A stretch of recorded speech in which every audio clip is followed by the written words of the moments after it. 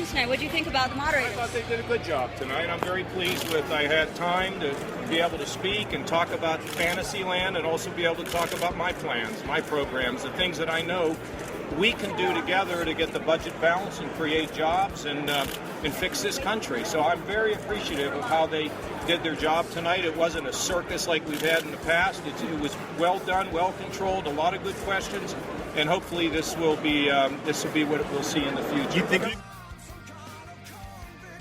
You are listening to another edition of Beyond Reason Radio.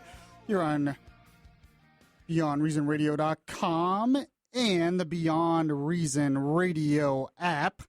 Thank you all for joining me today. This is your host, Michael Yaffe, as always, going through everything in the news that is, well, beyond reason. And what I just played there, the audio I just played there was Kasich. John Kasich. And, of course, while everybody agrees that the CNBC moderators were biased, everyone agrees that it was a joke, everyone agrees that their questions were out of line, that they couldn't control the debate. Kasich is, I got to play this audio again. He's like, oh, the moderators did a great job. That's because he was able to complain and whine about everyone else, and he thinks that's good or whatever. And it just, Kasich, just go home. Just go home. Unbelievable. He did terrible, awful. He just looks angry all the time. Well, let's listen to this again. What did you think about the mainstream media's questions tonight? What do you think about the moderators? I thought they did a good job tonight. I'm very pleased with. I had time to be able to speak and talk about Fantasyland and also be able to talk about my plans, my programs, the things that I know we can do together to get the budget balanced and create jobs and fix this country. So I'm very appreciative of how they did their job tonight. It wasn't a circus like we've had in the past. It was well done, well controlled, a lot of good questions, and hopefully this will be what we'll see in the future. Wow. Go home. Kasich, go home. You're drunk. Go home. You're drunk. All right. Thank you all for listening today. I want to get into the debate, of course. Everyone is wanting to hear my analysis of the debate.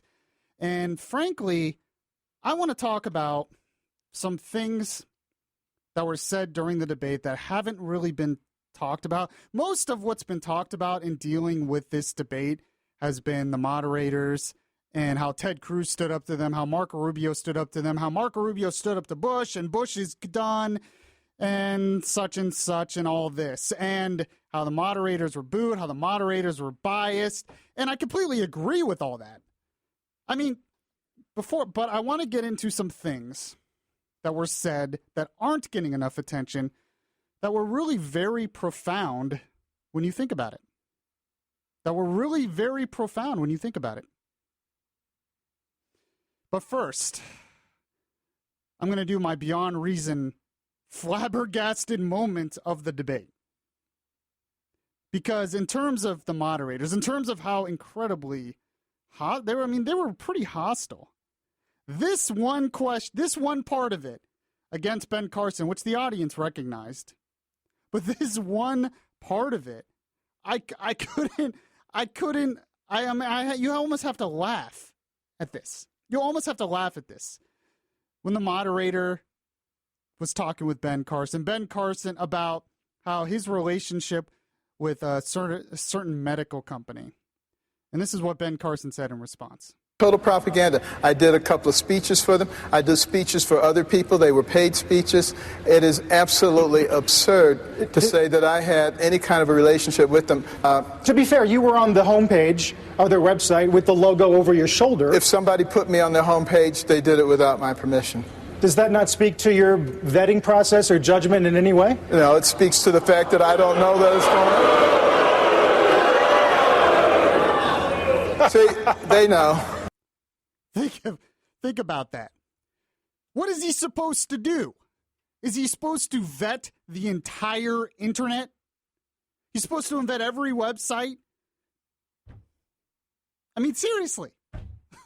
So on a website, they put his picture on there without his permission. He didn't know about it. Oh, does that affect your vetting process or your judgment in any way? What are you talking about? He did some speeches for the medical company because he liked the product. He didn't give them permission. They just did it.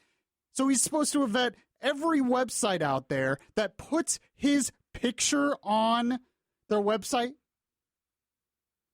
But see what they're doing? They would have never asked a Democrat that.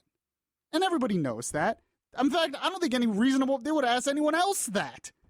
Why would you say that? If they did it to one of the moderators, would you ask them, hey, did you see they put your picture on this website? Why didn't you vet it? Come on. I couldn't believe what I was hearing. That part was definitely beyond reason. That Ben Carson is somehow has bad judgment because a website put a video of him or a picture of him without his knowledge on their website. It makes absolutely, it just makes no sense. Sorry, Ben Carson, you're supposed to vet the entire internet. And any company that you do speeches for, you must go on their website after and vet them and make sure they didn't put your picture on their website. You have to do that. Otherwise, you have poor judgment and a poor vetting process, Ben Carson. Please. But I was thinking about this debate. And most of the polls, and when I first watched the debate, I would agree with most of the polls. I would agree with most of the polls that it seemed when you watched the debate that Marco Rubio and Ted Cruz were the winners. That Marco Rubio and Ted Cruz were the winners. They both had good answers. They both did very well. They both looked good. And I think a lot of people liked them because what they really did was take on the media. Because, Marco Rubio was asked a question and Marco Rubio's like, that's pretty much every Democrat talking point out there that you're throwing at me.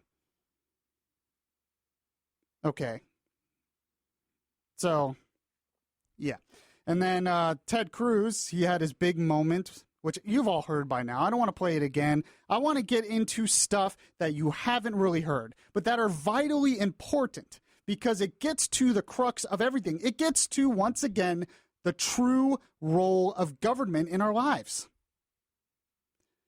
And, when I thought about this, afterwards, after the debate, there was two people and two people's comments, two of the candidates' comments that really stuck in my brain. And it was not the people that everyone said won the debate. Everyone said Rubio and Ted Cruz won, and they did well, and Trump and all that. And that's fine. And they had some funny comments, and they were good. But when I started thinking back at what comments really stuck in my brain, what really had an impact on me about what was actually said, the two candidates that really stuck in my brain were Ben Carson and Carly Fiorina.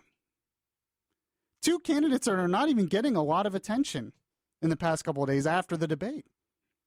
But what they said during the debate, their comments were vitally important.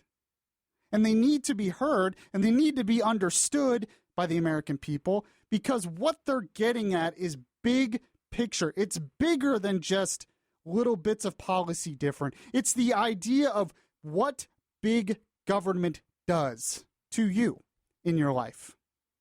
What big government does to destroy the economy. What PC culture, political correctness, is doing to divide us. These are things that both of them had talked about that were important and that need to be said. And that really had an impact on me.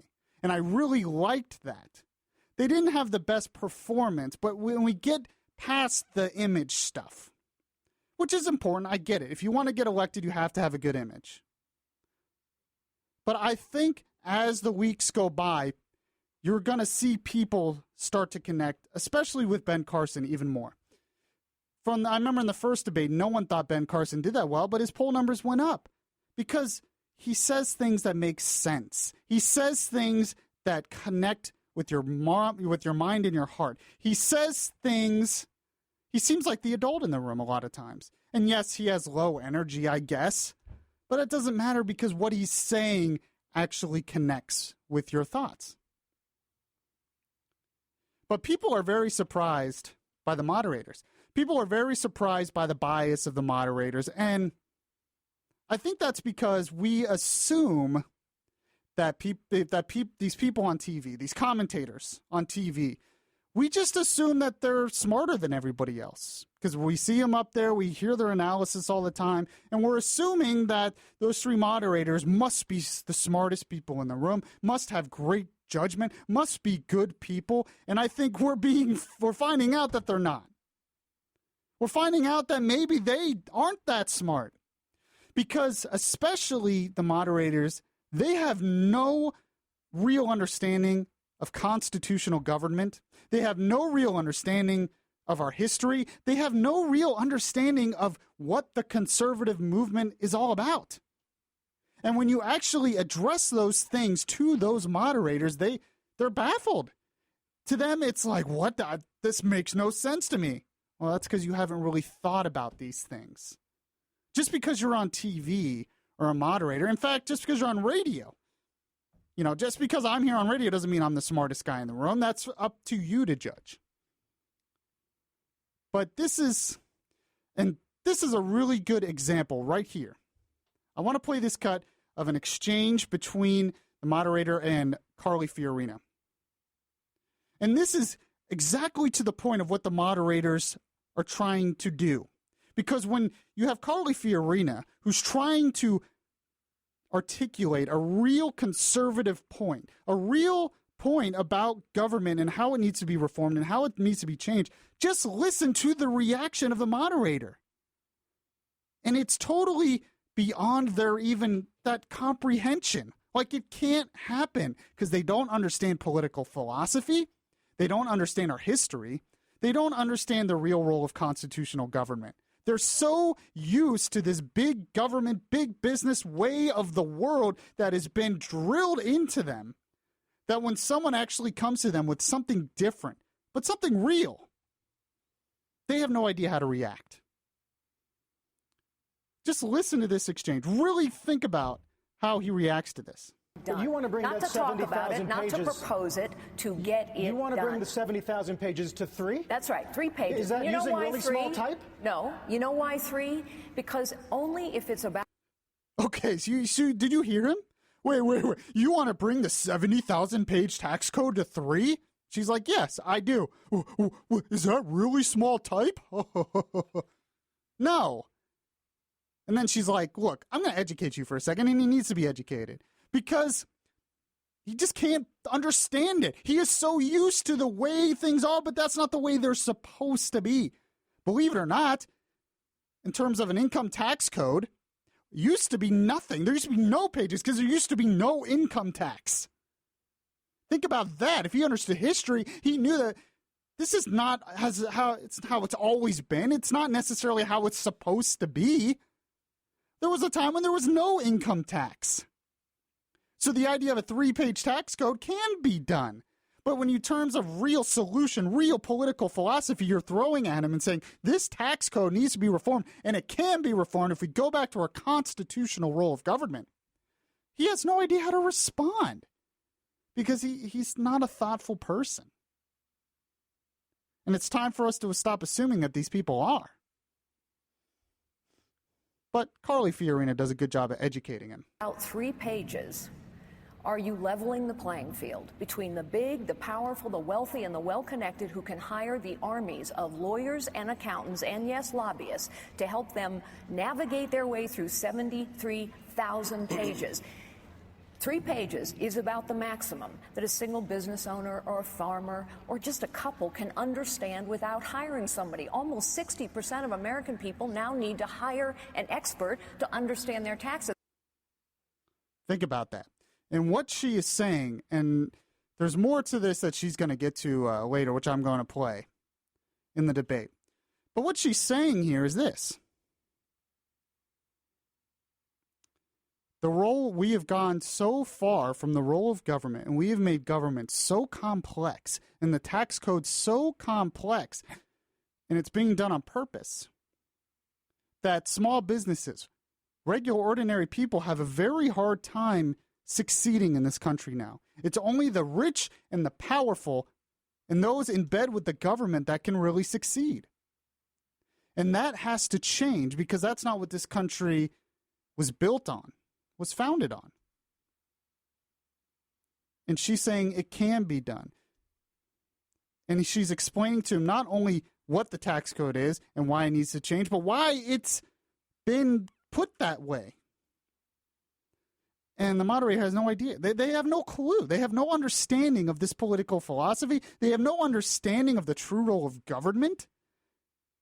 And we just assume because they're on TV that they're the smartest people in the room. But obviously they're not. Why can't it be done? Why? If we have the will to do it, I mean, do we honestly think the economy is just going to collapse because we simplify the tax code? No, obviously there'd be massive economic growth. Thank you all for listening to Beyond Reason Radio live at BeyondReasonRadio.com and the Beyond Reason Radio app. Make sure to follow me on Twitter at BeyondReasonR and check out the podcast. If you miss any of the show, you can check it out. I do the show live Mondays and Friday nights at 8 p.m. and then the podcast is available anytime you want on all of the different podcasting outlets, including iHeartRadio. When I get back, I'm going to get into some things that Carly Fiorina and Ben Carson said that I think need to be talked about because they're vitally important. Once again, to educate the people, to stick in their brains, and to say why we're changing the role of government and what the true role of government is supposed to be and how that will benefit you, the individual American. Beyond Reason Radio. We'll be right back at BeyondReasonRadio.com. Orlando's newest dining sensation, Doc's Streetside Grill, specializes in amazing flavors at prices you'll love. With special events and entertainment ranging from trivia to live bands to poker every evening, there's something for everyone. Doc's has amazing flavors that are always fresh. You know the motto, made today, bought yesterday. Doc's is located across from Orlando Regional Medical Center on South Orange Avenue. Check out DocStreetSideGrill.com for more info. Doc's is your prescription for good times. See you there. Subscribe to the Beyond Reason podcast today on your Stitcher app and hear the voice of reason anytime. Hey, this is Mike Yaffe from Bud Hedinger Live and Beyond Reason Radio, and I have a question for you. Are you planning on taking any long road trips? Well, I have the perfect tool for you to make that trip go by a little bit faster. What you want to do is download the iHeartRadio app. With the iHeartRadio app, you can find your favorite music stations or create your own custom station. Don't forget to look up your favorite talk show hosts. You can find that on there as well. Make sure to download the app today at iHeartRadio.com. You can catch the latest Beyond Reason podcast on SoundCloud today. Download the app today and search Beyond Reason Radio. For the people in our military, it's a time of sacrifice and duty. That's why all 4 military aid societies have joined together to form the Armed Forces Relief Trust to help military families cope with financial and medical emergencies at home. With so many serving overseas, the need is greater than ever. You can learn more and donate at www.afrtrust.org. A message from the National Association of Broadcasters and this station.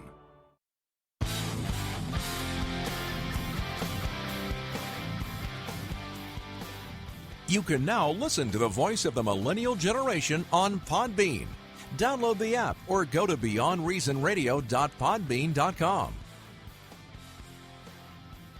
Yes, this is the voice of reason in a world that is beyond reason.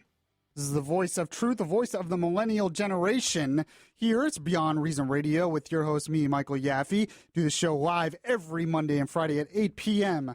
BeyondReasonRadio.com and the Beyond Reason Radio app. And by the way, I'm about truth. I'm about the voice of reason. People assume that I'm just for Republicans. Well, I definitely can't be for them this week. Because with this whole budget deal, you want to know, I couldn't believe this. And this really frustrated me. Because you want to know why the budget deal almost didn't happen? What the Republicans and the Democrats were disagreeing on? You would think it would be the Democrats want to raise spending and the Republicans want to decrease spending. But that wasn't the case. They were merely disagreeing on what they wanted to spend on. That's right. Both parties. We have an $18 trillion debt, and we have to raise the debt ceiling. We have big deficits, $500 billion deficits every year. And they're arguing about what? They're arguing about more spending. And both parties want to spend more. Both parties right now, the Republican Party and the Democrat Party, want to spend more money. And that's what happened. So what did they do? The Democrats want to spend it on domestic spending. The Republicans want to spend it on military spending. And so they agreed to spend more on both. So we're just going to increase spending. And I put a comic on Facebook. Go to facebook.com/Beyond Reason Radio. I put a comic up there that really articulates this well. It's kids trick-or-treating. Make sure to like the Facebook page and see this, or you can follow me on Twitter. I put up on there as well, at Beyond Reason R. And it's a couple kids trick-or-treating, and one of the kids is looking at the other one. It's like, what did you get? And he said, 20 trillion, and the other little kid's like, a $20 trillion bill. Not as in like a dollar bill, but as in like you're being billed for $20 trillion. And it says at the bottom, trick. And the point is that the young in this country, me, and our kids and our grandkids are the ones who are going to have to pay this all off. And you have both parties in Washington right now who don't understand that, who have no concept. I mean, they either don't know or don't care. And they're not trying to change that at all. So it's going to be up to you and I to pay it off. How are we going to pay it off? Well, increase taxes and more debt, which will increase the interest rates on the debt, which our government will have to pay, and that will increase the debt even more. And the only way they're going to pay for it is to cut spending, which they won't want to do. So they'll just increase taxes, and that's not going to work. And the whole thing is probably going to collapse. Then we'll have no choice but to address it. But I couldn't believe it. And the Republican Party is in such bad shape right now that we could not even elect a moderate Republican in Dan Webster for Speaker of the House. Dan Webster, he's a conservative, but he is not as conservative as, say, you and I are. He's pretty moderate. Conservative Review gave him a D, I think. And yet he wanted to go in and change things for the better, and we couldn't even get him to be Speaker of the House. He was too conservative. So we had to get someone even more to the left of Dan Webster as Speaker. And then we're hailing him as the savior of the party. We're hailing him as the big conservative? Doesn't make sense. But that's where we are. The Republican Party's in bad shape. That's why people are connecting with candidates who are trying to articulate the problems in Washington on both sides, like Carly Fiorina, Ben Carson, Ted Cruz, Marco Rubio, because what they're saying is Washington's broken on both sides. And what we really want is someone who articulates conservative ideas and finally gets us back to the true role of government.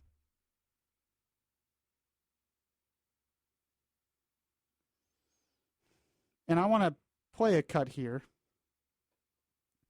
from Carly Fiorina during the debate. I told you, after the debate, I'll probably have to do it after the break, actually. But I just told you, after the debate, I was like everybody else. I thought the winners were Marco Rubio, Ted Cruz. They did great. Chris Christie, Mike Huckabee had some good moments, and they all sounded good. But then when I started thinking in my brain of what was said, that really stuck in my brain, that really had an impact on me, that were really profound statements. It was two people that really stuck in my brain. And that's Carly Fiorina and Ben Carson. And I'm going to play some cuts from them to explain why. We're also going to have a little math lesson. We're going to get on the Beyond Reason radio school. We're going to get on the Beyond Reason school bus and go to the School of Beyond Reason. We're going to have a little math because a lot of people think that, a flat tax just doesn't add up. The math just can't work. Well, that's simply not true. And Ben Carson actually points that out. And we'll do a little math here at Beyond the School of Beyond Reason. You are listening to Beyond Reason Radio. Happy Halloween, everybody. Hope you have a safe one tomorrow. And make sure to download the app to listen to Beyond Reason Radio live Mondays and Friday nights at Beyond, or you can just listen at BeyondReasonRadio.com. You know what's beyond reason? Yaffe is now on YouTube. Go to YouTube now and just search Beyond Reason Radio. All right, this is the time of the show, one of my favorite parts of the show, because I get to tell you about one of my favorite places to go. And that is Doc's Street Side Grill. Doc's Street Side Grill is the official sponsor of Beyond Reason Radio. So if you want a good restaurant, please go to Doc's Street Side Grill. It's outside of downtown Orlando on West Orange Avenue, right across the street from ORMC. On Wednesday night for the debate, I was at Doc's Street Side Grill because we had a debate viewing party. And we will be there at the next Republican debate to have another debate viewing party. And it's just a lot of fun. And the food I had the brisket. Now, there's not a lot of places you can get brisket in Orlando. So if you really want good brisket, I'm not saying, a lot of barbecue places, they have, pork and ribs and stuff like that, but they don't have brisket. But on the weekends, at Doc's Street Side Grill, you can get brisket. And they had it that night for the debate party as well, and it was great. If you don't want that, you can get prime rib. There's a lot of other great things you can get as well. There was TVs everywhere to watch the debate, but if you are into sports, you want to have a drink and watch the game Sunday, Doc's Street Side Grill is one of the best places to go to do that. They have a big drink menu for you all, and great prices, of course, as always. Doc's Street Side Grill. What you want to do is go to DocStreetSideGrill.com to look at the menu, or just go to the restaurant right across from ORMC outside of downtown Orlando on West Orange Avenue. Doc's Street Side Grill is your prescription for fun times. Orlando's newest dining sensation, Doc's Street Side Grill specializes in amazing flavors at prices you'll love, with special events and entertainment ranging from trivia to live bands to poker every evening. There's something for everyone. Doc's has amazing flavors that are always fresh. You know the motto, made today, bought yesterday.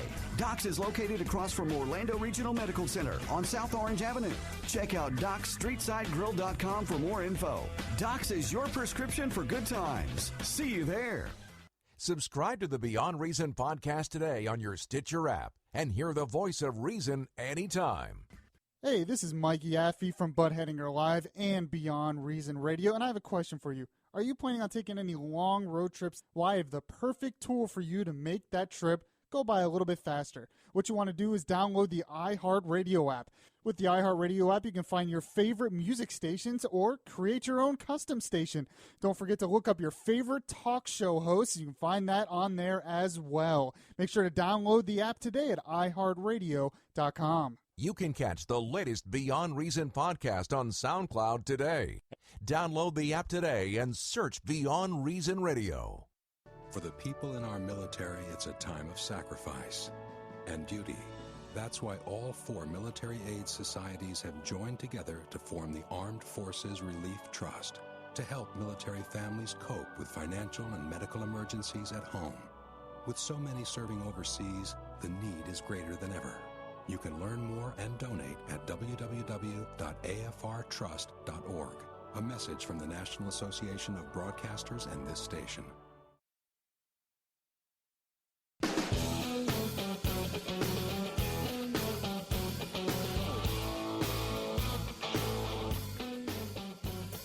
You want to listen to Beyond Reason Radio live on your smartphone?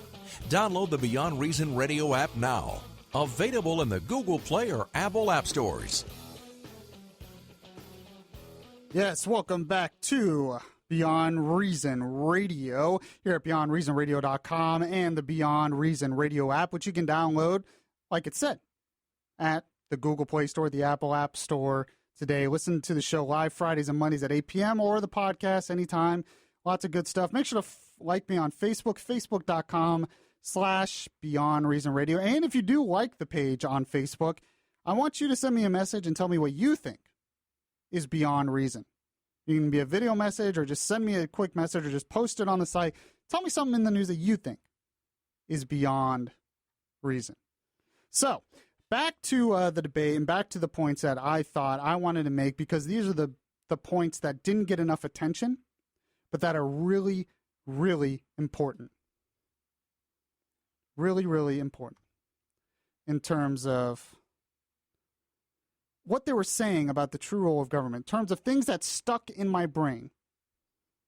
And like I said before, I honestly didn't expect these to be the things that did stick in my brain, but they are the things that did. And one of the first comments that I happened to remember, and it was a comment by Carly Fiorina. And Carly Fiorina, well, she talks here about how when government gets involved in something, crony capitalism, for instance, is what this was all about.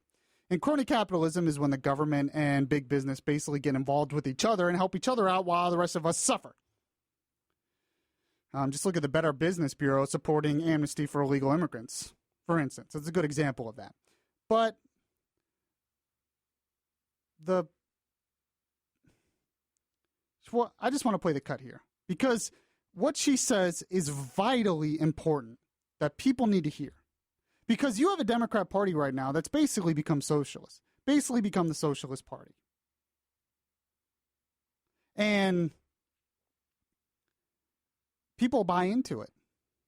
People like hearing that the government's going to pay for your tuition, pay for your health care, and force businesses to give you paid time off and all this stuff. People like to hear this stuff.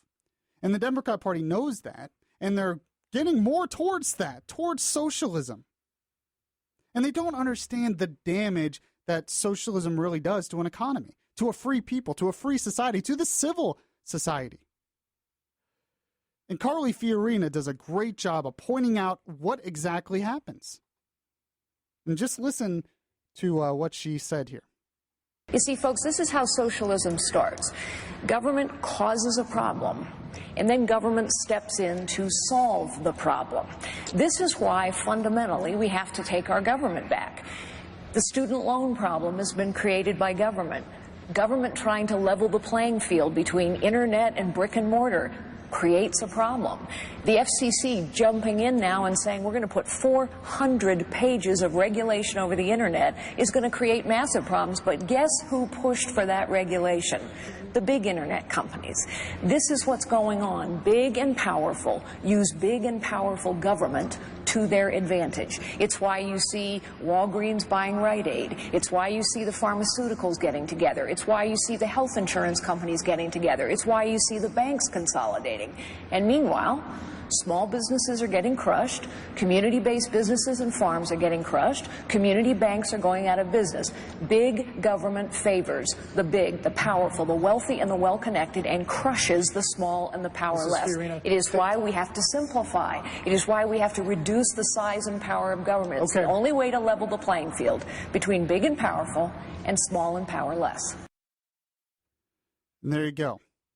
And the big point, and I remember I tweeted about this during the debate at Beyond Reason R, the big point that she made here that was so good, that so needs to be said, because this debate was supposed to be about the economy. It was supposed to be about the economy, even though the moderators, I guess, didn't really want to stick to that, but whatever. It was supposed to be about the economy. And what she's saying here is what happens in the economy so much is that when the government gets involved, it ends up creating or making the problem worse. And then, so they either create a problem or make the problem worse. And then when the problem is there and when there's a real crisis from what the government created, the government comes in to save the problem they created. This is what happens with socialism and why it fails every time it's tried. And then she gives some examples. I'll give some examples. The healthcare industry. People say it's the private market that made problems with healthcare. No, the government has been spending trillions of dollars on healthcare for years now, for decades now. The government's been heavily involved in healthcare. It hasn't been a free market in forever. And every time they get more and more involved, every time they increase more and more spending in healthcare, they've just made the problem worse. Student loans. Student tuition is skyrocketing in this country. and we say, well, the government needs to fix that. Do you realize that the government created that problem too? The government's been involved in the university system and student tuition for decades. They've been giving out student loans, they've been giving out Pell Grants, they've been giving out all this stuff to pay for college. But what they don't understand is that the universities see that as free money.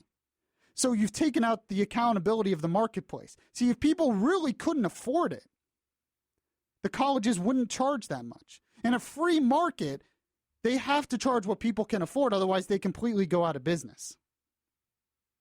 So if the government isn't constantly stepping in to bail out students and to bail out universities with all these different programs, it would force those universities to say, hey, we have to stop spending all this crap and start spending on actual education. And then maybe tuition won't be so expensive and people will be able to afford to go to school here. See how a market works? But the free market hasn't been in the university system for decades. The housing market, the housing crisis, I've talked about over and over and over again. People say Wall Street caused the recession. No.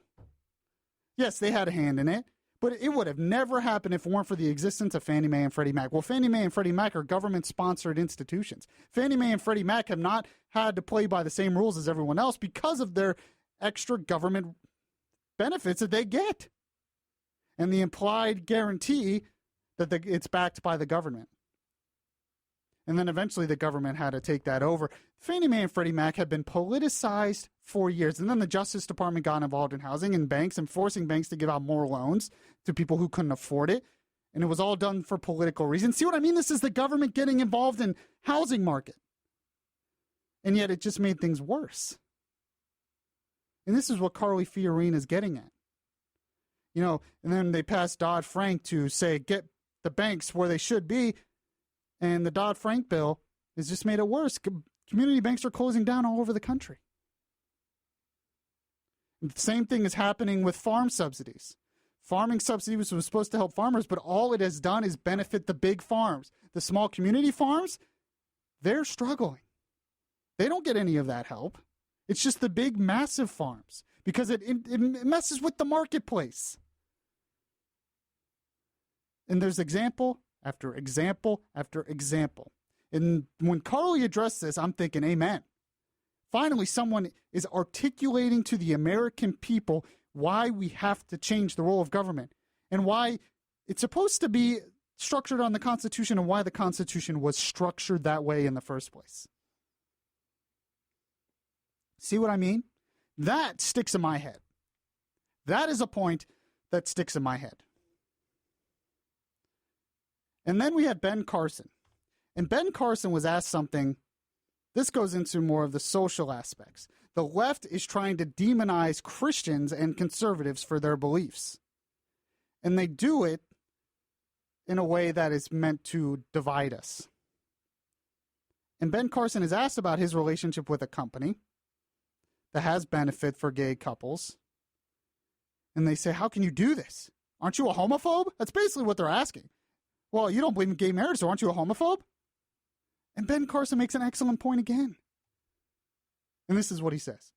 Last year, a marketing study called the warehouse retailer the #1 gay-friendly brand in America, partly because of its domestic partner benefits. Why would you serve on a company whose policies seem to run counter to your views on homosexuality? Well, obviously you don't understand my views on homosexuality. I believe that our Constitution protects everybody, regardless of their sexual orientation or any other aspect. I also believe that marriage is between one man and one woman, and that there is no reason that you can't be perfectly fair to the gay community. They shouldn't automatically assume that because you believe that marriage is between one man and one woman, that you are a homophobe. And this is one of the myths that the left perpetrates on our society. And this is how they frighten people and get people to shut up. You know, that's what the PC culture is all about, and it's destroying this nation. The fact of the matter is, we, the American people, are not each other's enemies. It's those people who are trying to divide us who are the enemies, and we need to make that very clear to everybody. And I'm thinking about that, and I'm listening to that. And there was some other people I was with who really were glad he said that. Because it's a profound thing to say. It's very profound when you think about it. I mean, it's common. It's in one sense, it's common sense. But another thing is profound needs to be said because our pop culture and our media culture and our social media culture is totally trying to divide us and make, like he said, make us each other's enemies. And what he's saying is, look, just because I believe marriage is between a man and a woman doesn't mean that I don't believe the Constitution protects homosexuals just as much as it protects me. It doesn't mean that I hate homosexuals or that I'm a homophobe. It just means I have different beliefs than they do. But the Constitution protects us all, and we have a right to our different beliefs. And just because we have different beliefs doesn't mean we're each other's enemies. But our society doesn't think that way right now. If you don't believe the same way I do, you must not only be different from me, but you must be my enemy. And he's saying, no, that's not what America's about. It's never been about that. We are not each other's enemy. And that's true leadership. True leadership should be saying what he is saying. That's basically what Martin Luther King was saying during the Civil Rights Movement. He's saying, look, we're dividing each other based on something so dumb as the color of our skin. And instead of being like Malcolm X and telling black people the white man is your enemy, Martin Luther King said, it's time for us to unite based on fundamental principles and character. And we're not each other's enemies. And it's time for these leaders to stop dividing us and time to unite on common ground. That we can believe different things, but doesn't mean we're each other's enemies. That we can be different, but we can still live together in harmony. That's what a true leader should say. So when he said that, I was applauding. Now I want to play one more thing, and this is actually from Chris Christie, who I have no intentions of voting for. But this was another thing, a very profound thing. Once again, another profound statement. This is why I really like where the Republican Party, at least the presidential candidates, are going in terms of articulating the problems of government. Unfortunately, the leadership in Washington right now in Congress doesn't understand this, or they don't have the guts to actually stand up for these things. But this is what he said. Let me be honest with the people who are watching at home. The government has lied to you, and they have stolen from you. They told you that your Social Security money is in a trust fund. All that's in that trust fund is a pile of IOUs for money they spent on something else a long time ago. And they've stolen from you because now they know they cannot pay these benefits because Social Security is going to be insolvent in 7 to 8 years. We're sitting up here talking about all these other things. 71% of federal spending today is on entitlements and debt service, and that's with 0% interest rates. I really like that statement. When he's talking about Social Security, he's like, look, it has to be reformed because the government is lying from you and stealing from you when it comes to Social Security. And Rand Paul made some good points on this too. And it's another point. Why was the government ever involved in our insurance? There was never a constitutional role for government to be your insurer or your retirement saver. And anytime the government gets involved like that, it eventually blows up in our faces. And he's saying it has to be reformed. And yeah, maybe it's not fair. And it isn't fair. The government shouldn't have screwed us. But it has to be done. We have to be realistic because the government has lied to you. This is much bigger than policy difference. It's literally saying, look, the government's lied to you. Now we have to change the role of government back to what it's supposed to be. You're listening to Beyond Reason Radio here at BeyondReasonRadio.com and, of course, the Beyond Reason app. If you heart Beyond Reason Radio, listen to the Beyond Reason Radio podcast on iHeartRadio. Just download the iHeartRadio app and search Beyond Reason Radio. Orlando's newest dining sensation, Doc's Streetside Grill, specializes in amazing flavors at prices you'll love. With special events and entertainment ranging from trivia to live bands to poker every evening, there's something for everyone. Doc's has amazing flavors that are always fresh. You know the motto, made today, bought yesterday. Doc's is located across from Orlando Regional Medical Center on South Orange Avenue. Check out DocStreetSideGrill.com for more info. Doc's is your prescription for good times. See you there. Subscribe to the Beyond Reason podcast today on your Stitcher app and hear the voice of reason anytime. Hey, this is Mike Yaffe from Bud Hedinger Live and Beyond Reason Radio, and I have a question for you. Are you planning on taking any long road trips? Well, I have the perfect tool for you to make that trip go by a little bit faster. What you want to do is download the iHeartRadio app. With the iHeartRadio app, you can find your favorite music stations or create your own custom station. Don't forget to look up your favorite talk show hosts. You can find that on there as well. Make sure to download the app today at iHeartRadio.com. You can catch the latest Beyond Reason podcast on SoundCloud today. Download the app today and search Beyond Reason Radio. For the people in our military, it's a time of sacrifice and duty. That's why all 4 military aid societies have joined together to form the Armed Forces Relief Trust to help military families cope with financial and medical emergencies at home. With so many serving overseas, the need is greater than ever. You can learn more and donate at www.afrtrust.org. A message from the National Association of Broadcasters and this station.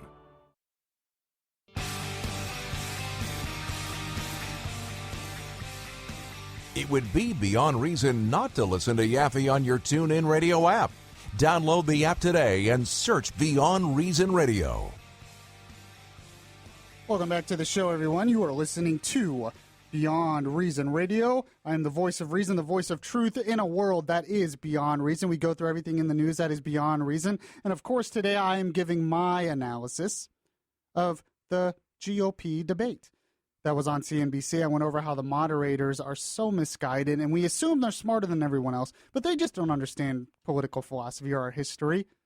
Or they're not really thinking about the true role of government, which is being told to them. And you try to tell them that. You try to get them to understand that, and it just goes over their heads. They don't understand it. And then they're not going to. They've been so propagandized, I guess, to the way things are now, and this is just the way it's supposed to be. And it's unfortunate that it was that way, because their goal is to go. They live in a media culture where Republicans and conservatives are just stupid, and where their ideas they're not thinking about their ideas. They're just told this is the way it is. They are in this bubble of what they believe. And when you have Republicans saying something different, they're not going to tolerate it. They're not going to actually think about it. They're not going to help the Republicans or be nice to the Republicans. They were going to be out to show them, oh, I'm going to get them. I'm going to show how stupid they are. But the only ones that ended up looking stupid were them, the moderators. And it's good. And CNBC had record viewership ever, more viewers than they've ever had. And then they will never have that again. It's not even smart business for a business network. Okay, before we do that, it's time for a little Beyond Reason math lesson.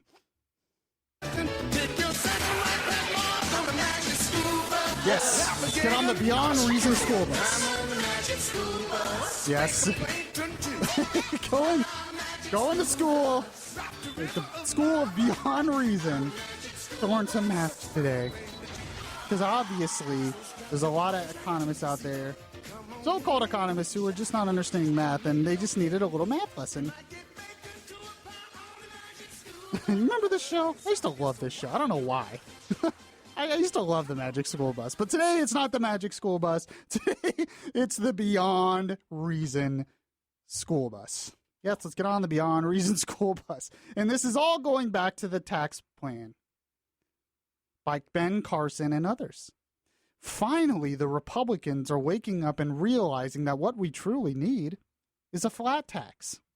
That a flat tax would be good for the country. That a flat tax, and anytime you propose a flat tax, there's two things the Democrats always complain about. it'll increase the deficit, and it favors the rich. Okay, that's what we always hear. But in terms of increasing the deficit, they'll say, look, it can't be paid for. So that's what they were telling Ben Carson. But then Ben Carson, this is great, he comes back and he actually does the math. And now, he was misquoted. And I actually thought this too, that he wanted a 10% flat tax. But he said no, he was using the Bible example as a tithe, but what he wants is closer to a 15% flat tax. Okay. But this is what he said when he did them. It was great. If you're talking about an $18 trillion economy, you're talking about a 15% tax on your gross domestic product, you're talking about $2.7 trillion. We have a budget closer to $3.5 trillion. But if you also apply that same 15% to several other things, including corporate taxes and including the capital gains taxes, you make that amount up pretty quickly. So that's not by any stretch pie in the sky. He just sounds like a math teacher there, doesn't he? He's like, okay, I'm going to literally take you to school now. And let's even go with Ted Cruz as a tax plan out that I love. I love Ted Cruz's tax plan. And it's a flat tax. And his is actually a 10% flat tax and then a 15 or 16% business tax. And the funny thing is about Rand Paul and Jindal, and they're all coming out with flat taxes, and they're saying, look, yes, it's not, the government is not going to get as much revenue, and we don't want it to get as much revenue. The government doesn't need as much revenue. The government should be able to work with $2 trillion. $2 trillion is not enough to fund this government. Can you understand that? Because I can't. Well, let's say it's 10%. $18 trillion is our economy. That would be $1.8 trillion. It's about half of the budget right now, which is $3.2 to $3.5 trillion. $1.8 trillion should be enough.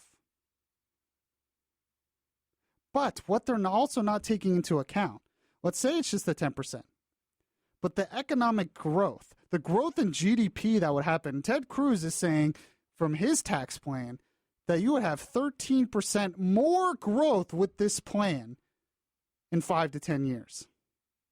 So if you add that 13% more growth in the economy than what we're getting now, plus you freeze government spending, which it should be, and you actually cut some government spending, which it should be, it's not pie in the sky. I don't think these economists realize they think it's a zero-sum game, where if you cut taxes, you're just not going to get that revenue. Well, no, because when you cut taxes like that and you simplify the tax code and you bring jobs back here by getting rid of the corporate tax, the GDP growth will be so much that you won't need as big of a percentage as the GDP to fund the government, is what he's saying here, and what everyone's been saying. That revenues will eventually go up because GDP growth will be so much. But first we do need to cut some spending. First, we need to at least cut this growth, the automatic growth in spending of the government. But with the GDP growth and with the spending cuts and getting rid of, all the loopholes and the deductions and everything, what he's saying is it's not pie in the sky. That if you can actually do the math, it can work. Right now, government spends about 17 to 20% of our gross domestic product. So people say we would need a 20% flat tax for it to work. But what they're not taking into account is the GDP growth and the economic growth that would happen, which would create more wealth and eventually create more revenue for the federal government. But people think, every time that there's more revenue, the government this year has got record revenues, more revenue than ever. They're getting record revenues this year. And yet they're still running $500 billion deficits. That's because they increase spending every year. It's built into these spending bills. It's built into these budgets. And when you do the math, first you have to get rid of that because there's no reason to do it. The government is too big. When they instituted the sequester cuts, which it would have never happened unless the Tea Party came in and voted in Republicans. Once they instituted the sequester cuts, did the country fall apart? No. We had those cuts and things actually got a little bit better. So what you're saying is we can cut spending and the economy can still grow? Yes, that's exactly what we're saying. But it goes back to what Carly was saying in the debate and others, that we have to get back to the true role of government. I'm going to say that over and over and over and over again in the show until I get the point across, that we have to get back to the true role of government for this to work. That economy can grow and that people can prosper and a society can prosper with the government getting smaller and spending less. And in fact, oftentimes the economy grows more when the government is smaller and spending less. And I think they made their points. And I wanted to bring up those points in that debate, even though a lot of it was definitely beyond reason. Whoa, that was a fast hour. Holy cow. Well, I hope you all have a good Halloween over the weekend. If you missed any of the show, make sure to go to my website, beyondreasonradio.com, or any podcast outlet and check out the podcast of the show, and make sure to share with your friends. It's your host, Michael Yaffe. Follow me on Twitter at BeyondReasonR, and I will catch you guys live 8 o'clock on Monday.